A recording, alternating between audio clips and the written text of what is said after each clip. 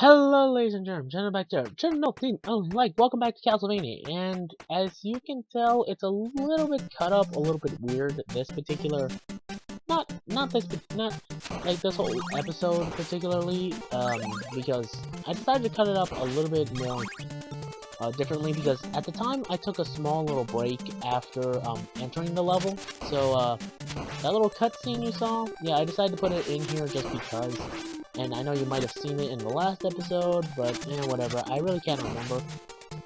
But yeah, so in the last part, we dealt with Frankenstein, I believe.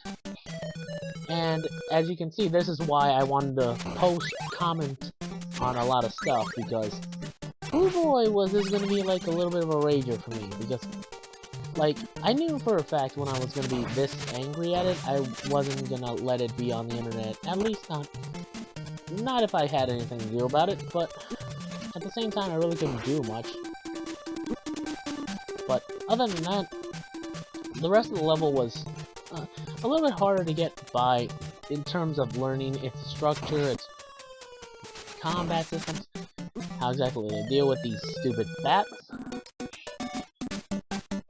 So I can at least think that, the game doesn't punish you too much and send you all the way to the very beginning of the game, but allows you to start from anywhere. Although I'm not sure whether or not it has a limited amount of continues, but I'm glad I didn't reach it.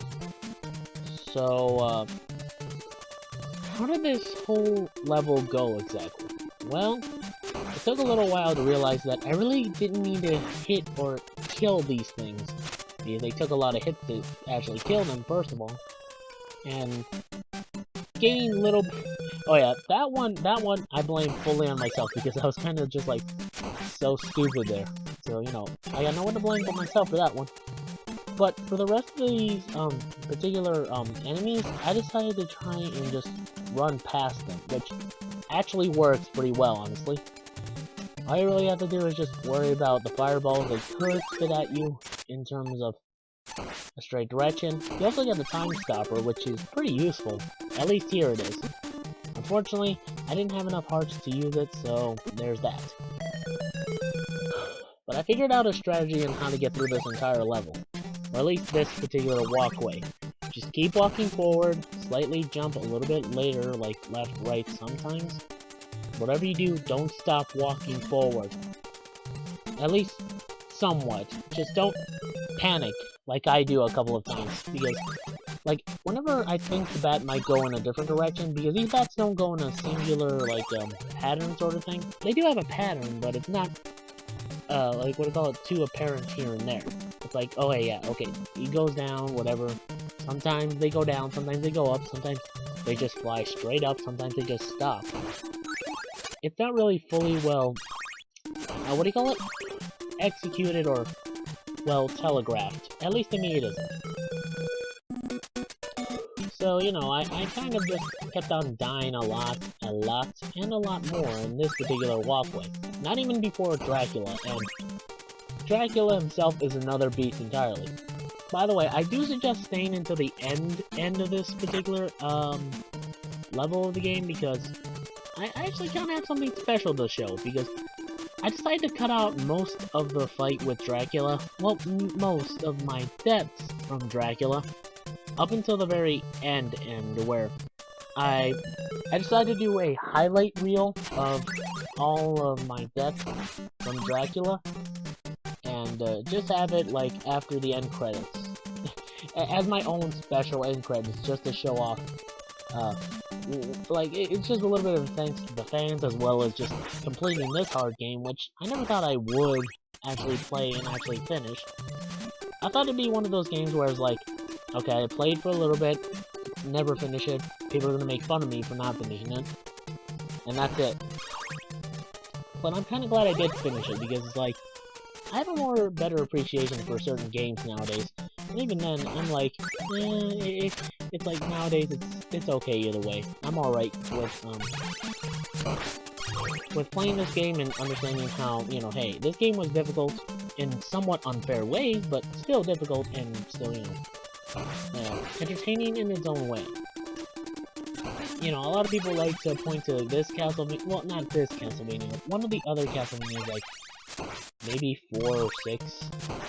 No, not 4. Well, maybe 4 and some other number of Castlevania. I forget which one it is specifically that they point to in order to, you know, say like, oh, old style Castlevania is like the best, or like there's 2 different styles of Castlevania. There's the Symphony of the Night one, which was RPG related, and it was fine, honestly. I like Symphony of the Night. That's one of my more favorite games as a whole, like is series, not just a Castlevania game, just a game. So, but I can understand that, you know, to some people there's different styles to Castlevania that they enjoy. The RPG thing, which was Symphony of the Night, and a little bit of a, what's it called? A little bit of Symphony of the Night, and also a little bit of Simon's Quest, which I do play, by the way. I did play. More like, well, you know what I mean. More like recently I played it because, yeah, I decided to play for this month because when am I ever going to be able to play that game again? At least in regards to relation to Castlevania. And yeah, I do a lot of stupid moves, by the way. Although I can't remember whether or not I did that out of rage or because I was stupid. I forget. I just remember that I was so angry after dying a couple of times there. I just said, you know, forget it, jumped off. I forget which one it was. But anyway, you see what I mean? It's like different every time. Anyway. So yeah, this style of Castlevania I appreciate. It's not my favorite, but I will say, yeah, it's definitely something you have to hone your skills at and be patient, sort of patient. But Castlevania, the Symphony of the Night type of series, is more notable at being more sort of dramatic and sort of like anime-esque. At least Judgment Day sort of fully like capitalize on this. Or Castlevania Judgment, that fighting game no one talks about. By the way, I paused here because I was starting to get really angry. But yeah. Ooh. I decided to skip straight past everything else here because the clock tower thing wasn't really any different. I just kept on going straight through like most of the enemies and stuff like that to deal with most of the people. So I really wasn't in too much hot water.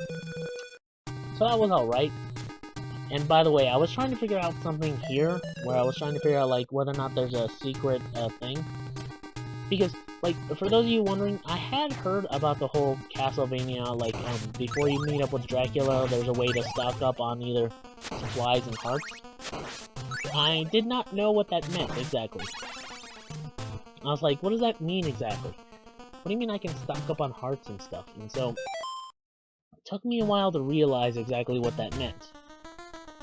And what that means is that if you go down these stairs and back up them into that small room, you can respawn the candles, which you can hit and get more hearts for. You know, just to use the equipment, weapons, and stuff like that for. At first, I thought this was just a joke or something, but you know what? It's something that actually works, and it's pretty useful. At least to me it is. Whew. Man, I'm just like tired, just winded thinking about this. But anyway, for the Castlevania Judgment game, I'm just gonna say it wasn't that bad. It was just a little bit unnecessary. But you know what? It's sort of is a part of like the Symphony of the Night sort of series where it went more anime-esque and more dramatic, sort of storytelling-esque.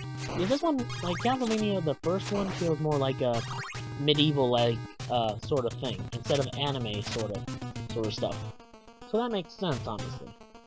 And in order to dictate to that, I decided to do an anime sort of ending credit thing at the very end of this episode.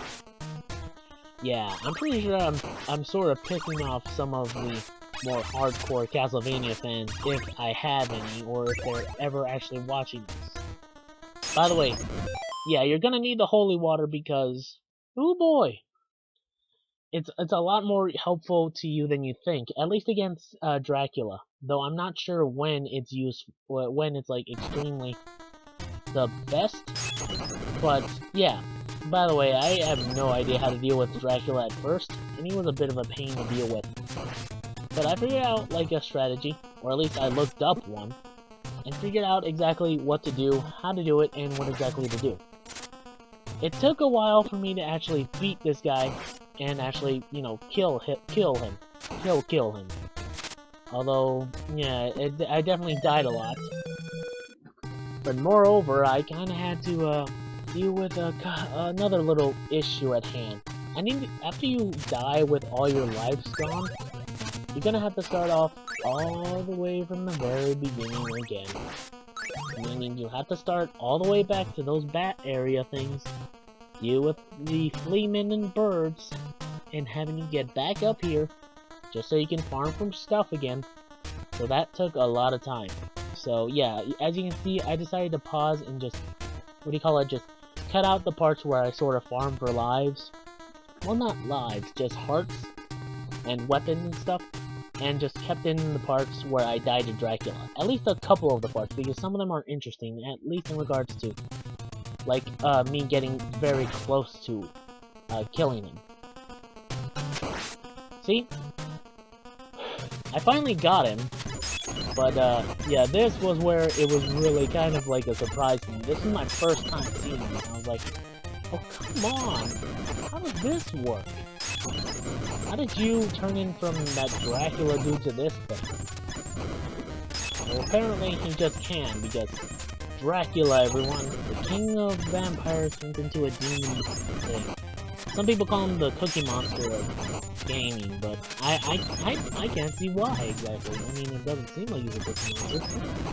By the way, I kind of call BS on that, because he doesn't jump high enough for you to walk down under fast enough. That's way too slow. But eventually I did figure out how to deal with him. And it's a little bit exploitive, but it's a lot more luck-based. Basically, once he transforms into that blue demon thing, make sure he's at one end of the hallway so you have enough room to do this. Hit his fireballs enough times so that way you can get that, you see that Roman numeral thing you see that right there? Yeah, make sure he drops some of those in his fireballs, either hearts or weapons. Get one of the Roman numeral ones. I think you can only get 2.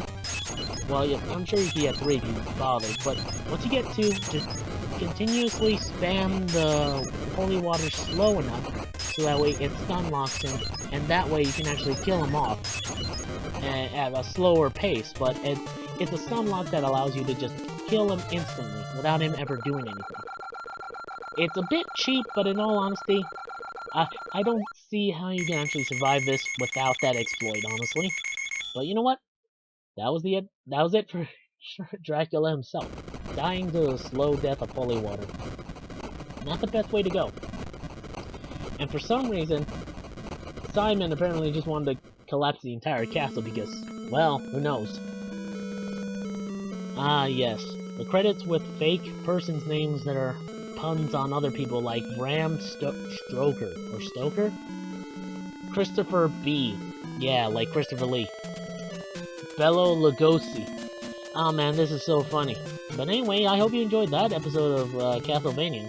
This game was a lot harder than I thought it would be. In all honesty, I thought it would just be annoying. And it kind of is. In all honesty, it's not bad, it's just... yeah, it's a lot more harder than it should have to be. And anyway, I hope you enjoy it though, and hope you enjoyed this next part of the anime, like, ending credits. I hope you did. And if you did, please leave a like, comment, subscribe for more, and tell others about me. I hope I'll see you all next time. Sayonara, my bots. And thank you, by the way.